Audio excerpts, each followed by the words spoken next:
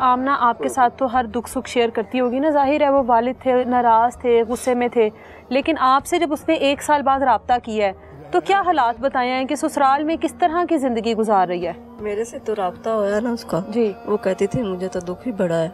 आमना बताती थी? आमना बताती अच्छा। थी, कहती थी मैं खुश नहीं हूँ, खुश नहीं हूँ, खुश अच्छा। नहीं हूँ, मैं अपना गुजारा कर रही हूँ। मैंने क्या अपना गुजारा करें, अब अपने बच्चे देखें और आप देखें, मैं कुछ नहीं कर सकती। क्या आप माँ थी, पूछना था कि क्या परेशानी है वहाँ पर, क्या मसाइल है? उसके साथ लड़की होती है वो, उस आदमी लड़के के साथ? अच्छा, उसकी वजह से ना वो उसका घर नहीं बस रहा था। मारपीट इसी वजह से करता था? हाँ, इसी वजह से करता था। तो आमना ने इतनी बार कहा कि अलैदगी चाहती हूँ, तलाक लेना चाहती हूँ। आमना कहती थी मैं तलाक लेना चाहती हूँ, हम कहते थे तलाक नहीं लेंगे, हम तुम्हारी तलाक नहीं लेंगे। क्या वजह थी, क्यों? बेटी मारे खा रही थी, बेटी अजियत में थी, ठीक है गलती हो गई बेटी से, वो उस उम्र के हिस्से में थी, गलतियाँ हो जाती हैं, तो उसके बाद फिर ज़रूरी था कि वो उसी दलदल में रहती? मैं कहती थी अपना घर बसाएं, हम नहीं इसकी तलाक लेंगे, हम कहते थे तलाक लेंगे इसके बच्चे रुल जाएंगे। और अब अभी रुल रहे हैं, अब भी तो रुल रहे हैं ना। शायद अभी माँ के पास होते तो माँ उनको संभाल लेती।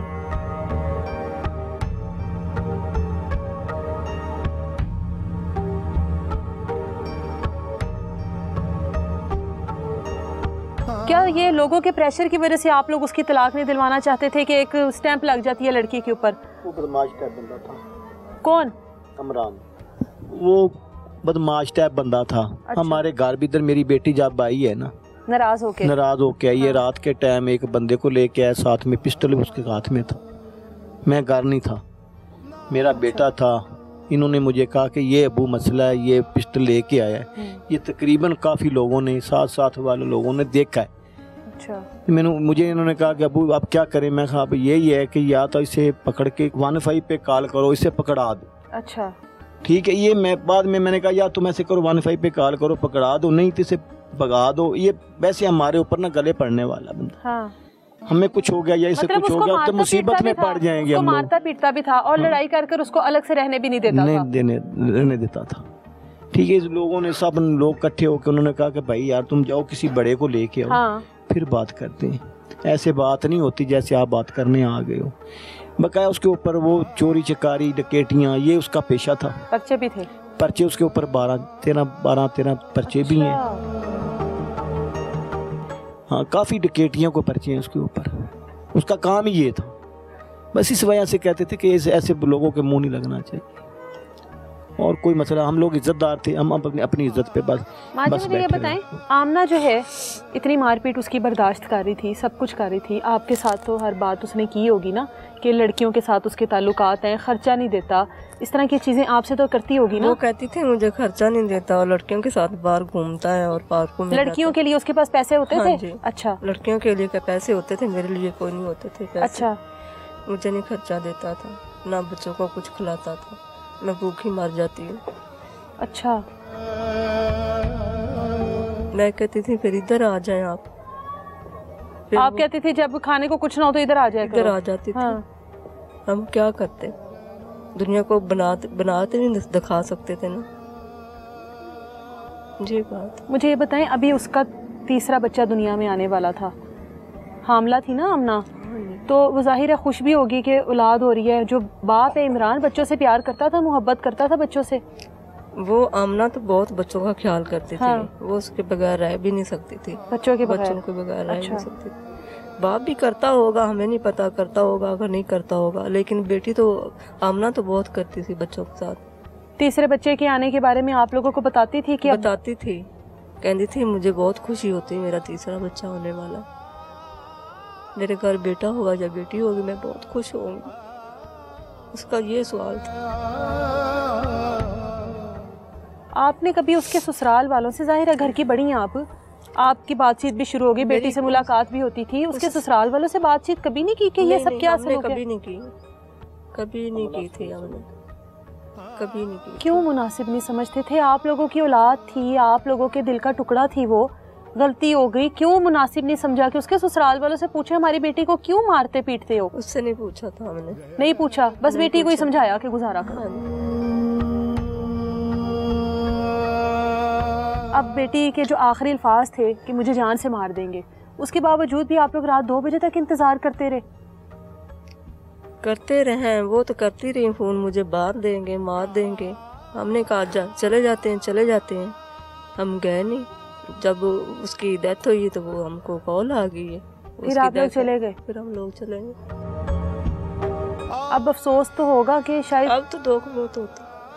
बेटी बुला रही थी चले जाते, बेटी अजियत में थी, तकलीफ में थी, उसके साथ वहाँ पर कुछ ऐसा हो रहा होगा जिसकी वजह से वो आप लोगों को कह रही होगी कि मुझे ले जाओ। ऐसे ही है ना? यही बात सताती है ना ये बात, यही मुझे कि बेटी अपने बाप को आवाज दे रही है कि खुदारा मुझे ले जाओ। बस यही मुझे तकलीफ है, सवारी के कोई मसला नहीं है। यही मुझे बात दिन रात चैन से सोने नहीं देती।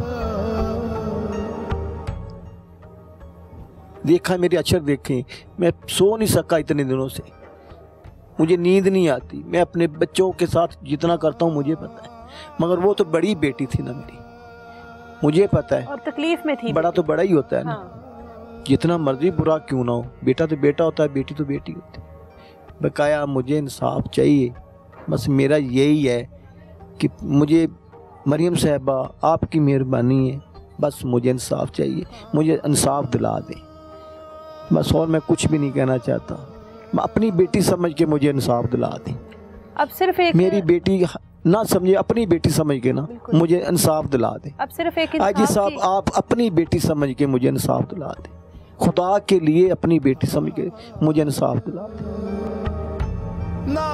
मैं बहुत इस वक्त तकलीफ में हूँ, मैं हार्ट का पेशेंट हूँ, मैं किधर किधर जाऊँ, मैं क्या करूँ, मुझे कोई समझ नहीं आ रही। प्लीज़ मेरा कुछ सोचिए, आपकी मेहरबानी हो। आप दुनिया में आखिरत में भी मैं आपको याद रखूँ, आपकी मेहरबानी, बस मेरा ख्याल करें। मैं बहुत गरीब आदमी हूँ, मेरे पास कुछ नहीं है, इसने वसाइल नहीं है, ना मेरे पास इतना पैसा है कि मैं लगा सकूँ। कोई डिमांड वगैरह तो नहीं करते थे किसी चीज़ की? आमना जाहिर अपनी मर्जी से गई थी, कभी कोई किसी चीज़ की डिमांड तो नहीं की? कभी मेरी बेटी ने कभी डिमांड लेकर आओ, जहेज नहीं लेकर आई है, इस तरह की चीज़ें? हाँ, ये हमने बल्कि हमारा उधर मेरी बेटी का 1 तोला सोना भी है, हमने डाला हुआ था। अच्छा, जो वो साथ लेकर गई थी? वो साथ लेके गई, हमें आज तक नहीं उसका पता नहीं है उसके पास है या नहीं है, बेच दिया है, क्या किया है, क्या नहीं किया, हमें कुछ पता नहीं है। हमने कभी पूछा भी नहीं है कि वो किधर है जेवर जो लेके गई।